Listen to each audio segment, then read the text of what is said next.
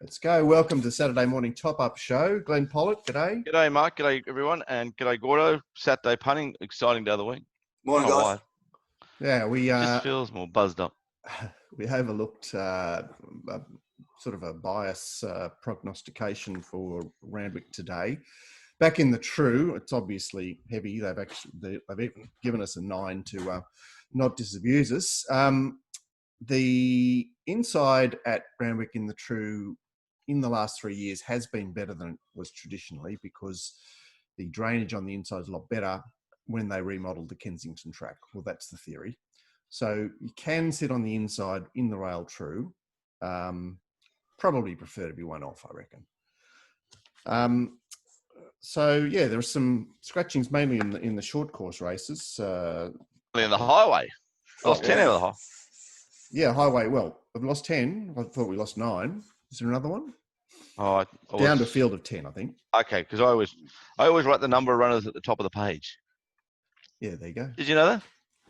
Well, no, I didn't. You're revealing all your secrets, GP. Well, it's very, very funny because I used to write the number at the top of the page because I wanted to reassess myself. It was 8 or more just for each way betting. But blokes followed me around for years in my book and said he likes number 9 here.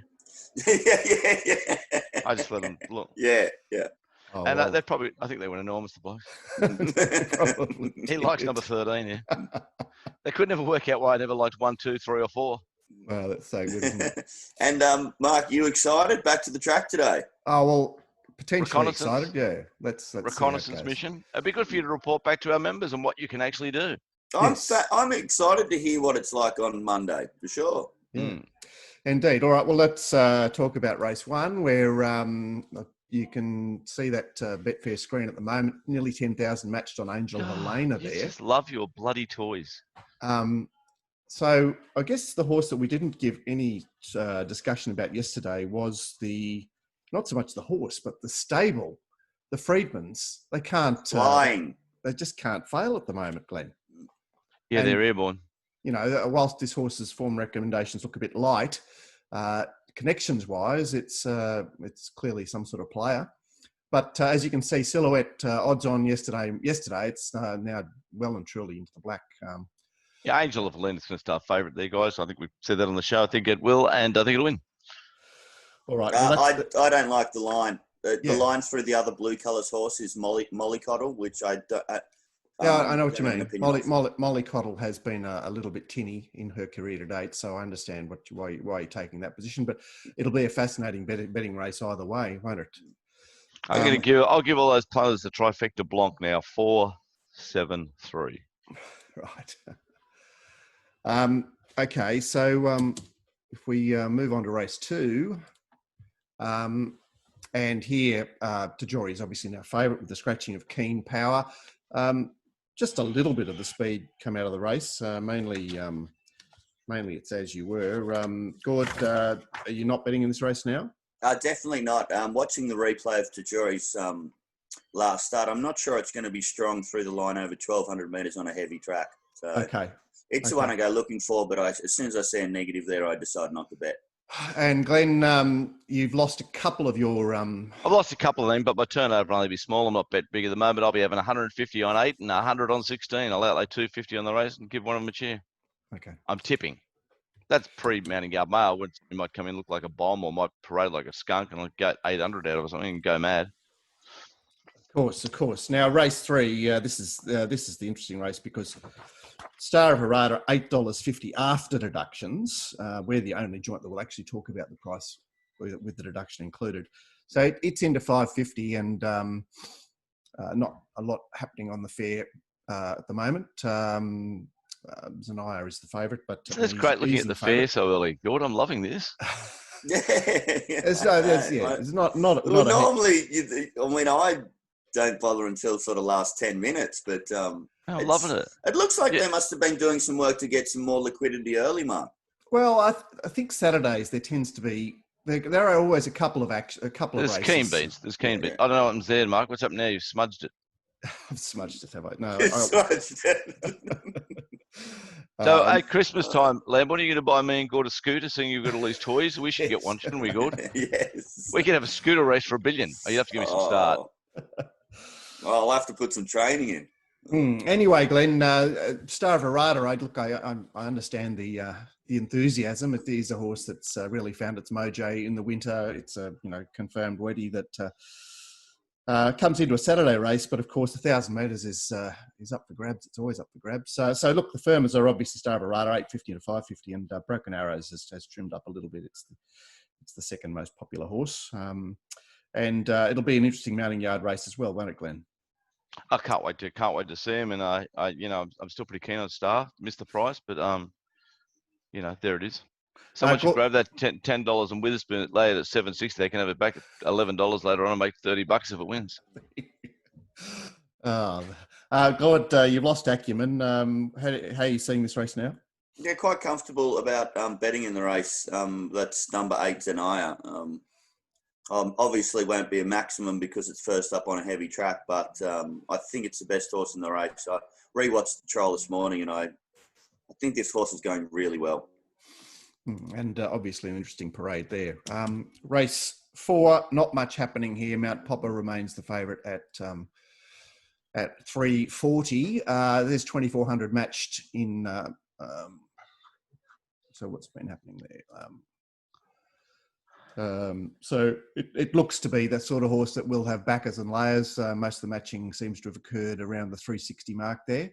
It's very early, obviously, because you could expect to be 100,000 plus matched on that horse eventually. But Glenn, amazingly, we had our 1,600 and 2,000 metre races left intact. I saw that. Both the big fields on the day, 14 and 14. Yeah. Well, with the only 24 scratchings and 9 out of the highways left us with 15 out of the other 2. So we've only lost 2 scratchings per race per average. So it's good to see a few of these fields not knocked around on the heavy track.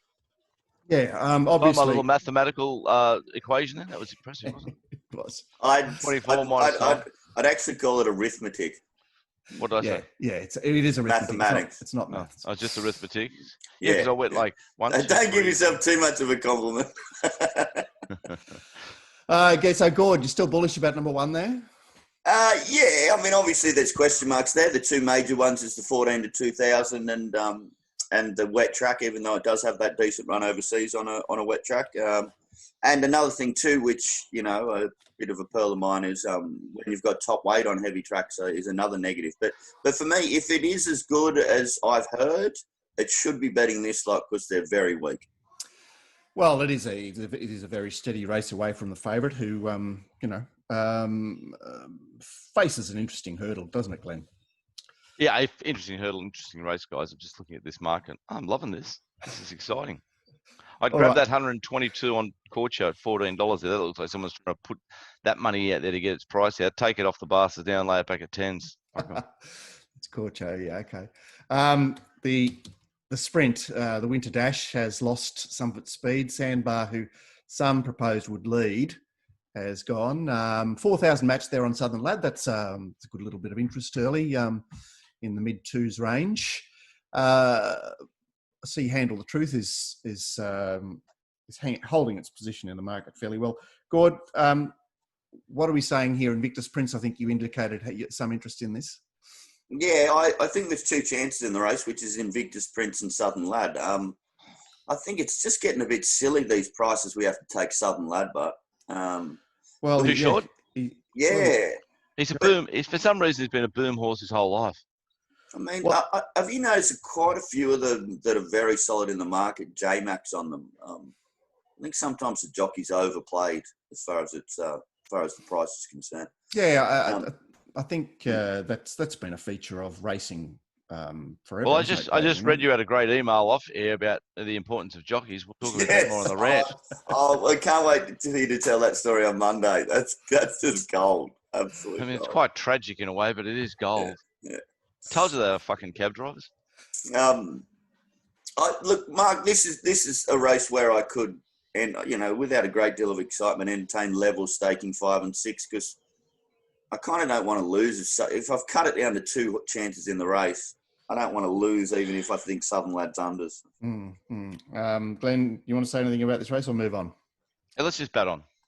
Okay, so we're down to 1 last start winning mare in the mares race. So 3 Ood is is around the $3 mark fixed. Not a great deal happening there, a little bit matched. Lillamore is $6.50 into $4.80 fixed odds, so it's the mover, and I suppose that's with the assistance of the scratching of Miss Scorcher. Gord, you've lost your sweeping statement. Is it all 3 ood? With less confidence than I had yesterday. When I went over the figures, they weren't as good as I first thought. Yeah, well, she perhaps lobs she lobs the box seat there by the looks of it. Lillamore to lead, possibly Snow Valley to sit outside the lead, or Spanish Dream. I suppose Spanish Dream could actually hunt up underneath Lillamore. 3 ood positions right behind them, Glenn. Yeah, at least you got to say Spanish Dream, Mark. 3 ood's a good thing, guys. Okay, the boys' version is race 7, and nothing of note happening here in terms of firming. Nothing of note happening on the page I'm looking at. Oh no, here we are. How's that? Okay, so Superium and Hulk are your favourites, and there's Hulk's had a little bit more interest early on the fair than Superium. It seems a race where they may swing back to the lead up, Glenn, only because we're dealing with this pluggy track where Superium and Hulk, of course, are bringing Rose Hill creds, which I know we've talked a lot about on yesterday's show about the fact that the track labels have been the same, but my assertion is that the tracks at Rose Hill have actually been drier than the tracks at Randwick, and it could be interesting actually bringing Rose Hill form to Randwick. Yeah, well, for sure. What do we do with Monty Ditto here, guys? I mean, it keeps running great races and keeps getting beat. Is it just the all-time number now? Well, it's interesting that, Colette has ridden it, its previous 3 starts, and now it's got J-Mac, so that's particularly interesting. But look, I'm just such a fan of Hulk, Glenn, that I'm just going to back it. Yeah, you'll be back. You're going to get on at 460, 480, 440 for sure. Here, Gord. You're going to back it for sure. Big hello there to Irish Dr. Nick, who did pick it out on the card. It does bring something quite different, which is third up 3-year-old, and obviously. I thought Irish Dr. Nick would have tipped Noble Joey there, actually. Well, he tipped that other thing, that Melbourne horse 3 weeks ago. It's Noble Joey. What's it called? What's it called again? I don't know. The wet tracker from Melbourne, the Group 1 wet tracker. Oh, Jungle Edge. Jungle Edge, yeah. Jungle Edge is Noble Joey. Yeah. Aren't we loving that Superium's out of barrier 2 here so that we can be against it? Well, Are you predicting down the outside by this stage, Gord? Yeah.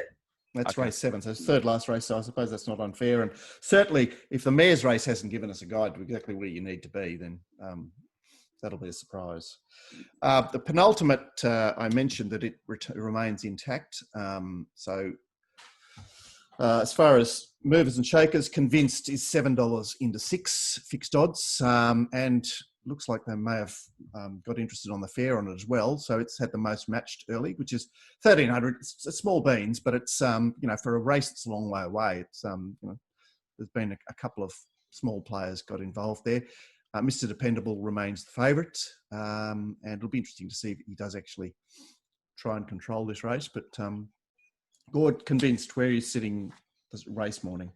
Oh, well, I wouldn't want to take the price it is now. I've already had something on it a lot better odds, and I'm happy with that ticket. Yep. And now I'm just going to wait to back Mr. Dependable, and I think one of the 2 wins. GP?